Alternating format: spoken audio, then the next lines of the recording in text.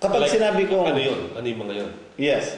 Yung laboratory test. Kung saan sila makikita. 80% sabi mo, yung 80%. Well, yung 80% na sinasabi ko, na reliability is only 80%. Kapag sinabi mong 80%, nakakasigurado ka na, sabihin natin negative lahat ang in-exam na brain ng dog. Nakakasigurado ka doon sa 80% na negative talaga. Yung remaining 20% doesn't rule out the diagnosis.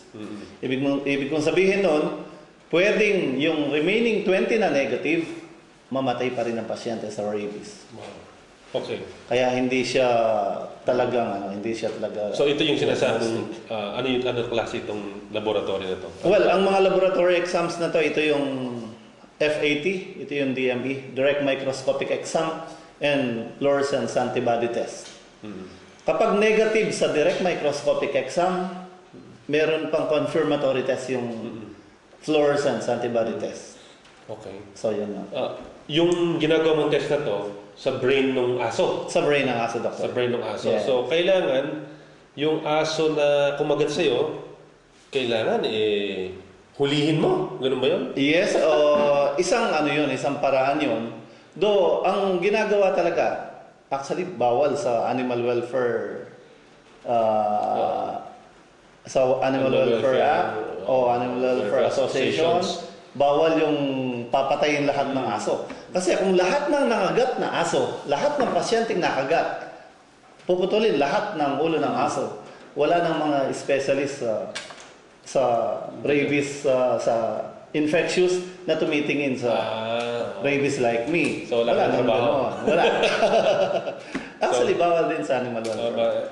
And hindi nga reliable. 80% lang kasi. So, kapag pinatay mo yung aso at kinuha mo yung brain, yes. Okay, so ano mo yun? Ilalagay sa yellow, tapos dadalhin sa within 24 hours. Actually, dito po sa San Fernando, sa Capitolio, meron isang laboratory dyan. Also sa RITM and San Lazaro Hospital. Meron tayo dito? Meron dyan. Buong Pilipinas? Tatlo lang? Yung iba, meron Cebu. Meron Cebu. So, dito sa Northern Luzon. Meron tayo sa San Fernando. So, kapag pinatay mo yung aso, kukunin mo yung brain. Yes. Tapos, meron technician na gagawa ng microscopy. Yes, doctor. Yes. Ilalagay lang bodies, sa, diba? Ano remember, body siya? ilalagay sa negri body. Yeah, actually, ang tinitingnan dun sa brain, yun yung negri bodies. Negri bodies. Yun ang specific na titingnan ng isang expert. Sabihin natin isang laboratory expert para tingnan. Specific dun lang sa rabies ang negri bodies. So, isang inclusion body yun. So, doon sa brain, parang may negri bodies, parang sa microscope makikita. Yes, doctor. Ano ba yung composition ng negri bodies? Kapag nakita mo yun, actually, composition ng mga nilabas ng virus yun, tapos nagkumpul-kumpul sila. Tapos yun yung makikita sa microscope. Inclusion bodies sila. Inclusion bodies. Yun lang ang specific sa rabies, 100%. Kapag nakita mo yun, 100% you are 100% sure. No. 100%. Kaya nga, ang positive ang negativity lang ang sinasabi kong 80% non-reliable.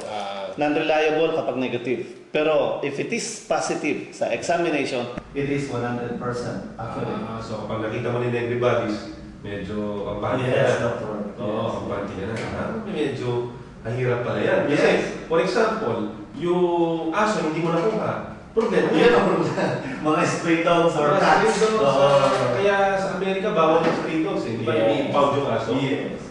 I'm sure dati dito ginagawa rin yun, no? Actually, ginagawa rin ng mga ibang mga bayan yun. Pero alam ko, sa Marikina ginawa. And also, presently, sa La Union. Na alam nyo, only 1 month back, nagkaroon ng outbreak sa La Union. Oo nga. Ano nangyari doon? Well, maano natin ang outbreak, during my...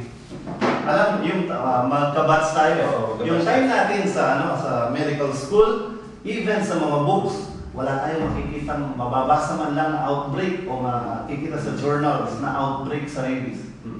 Sa other countries, wala na akong nabasa. This is the first time na marinig ko sa balita na merong outbreak only in La Union. Kasi daw, in a period of only 1 week, more than 10 ang namatay. Wow. Bakit? Nakagat? Naka-rabies. Hindi kaya nila kinain yung aso. Pwede ba yun? Kung kinain Actually, pwede. Kapag may rabies yung aso, kinain mo. During my time in San Lazaro, yung sinasabi mong kinain ng aso, kapag niluto po ninyo ang aso, actually, pwede siya kainin. Basta luto-luto at hindi mo naman makakain ng aso na hindi siya luto dahil matigas. Mamamatay yung virus naman. Yes, definitely. Doon aabot pa lang doon sa kukulo ang tubig ng 100% centigrade, 100 centigrade, degrees centigrade, mamamatay na ang virus. Now, ang isang problem do, bakit nagkakaroon ng mga balita na mamatay dahil kumain ng aso? Doon sa utak yung mga lasenggo. Ang utak kasi ng aso, magbibigay, iluluto mo yun, right? Sa mga lasenggo, niluluto nila, sinasama nila doon sa pinapakulo. Half cook lang nilang kinukuha. Luto, ang periphery niya, yung pinakagitna, yung center niya. Buhay na buhay ang virus. Yun ba yung nagka-outbreak sa loob yun? Kinain yung utak? O... Well, doctor, hindi ko na gusto, hindi ako pumunta doon o ang nabalitan ko lang yun sa television. Oo, nabalitaan ko rin yun eh. So, medyo ano pala, pag may rabies, medyo dahan-dahan, no? Yes, pwede ka rin mag-outbreak. Wala bang gumawang study dyan? O parang sa journals? Baka mamaya. Doon sa... Oo.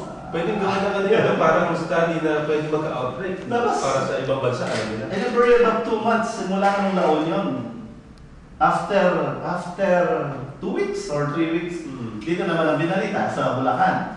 Konti lang dyan, hindi siya outbreak, and even Zamboanga. So marami namatay doon. Yes. Okay. Mas- So just a reminder to our viewers, no? Kapag kumakain ka ng aso, make sure lang na lutong-luto at saka yung brain na lutong-luto siya. Oo. Kasi alam mo, pag pulutan na, lasing ka na. Oo. Hindi mo na alam kung yung ginakain mo, yun sa aso. Yes. Medyo dahan-dahan na po tayo kakain ng mga aso, lalo na yung mga mabilisan na pinatay. Stray dog, hindi natin alam. So let's beware, no? Beware. Yes. Rabies is a very fatal disease. So, kailangan dahan-dahan lang po tayo sa kinakain natin mga aso. Okay? We'll have to go to another break, Doc. No? Yes. So, medyo Okay. mabilis ang usapan natin. At we'll pause for a few commercials po.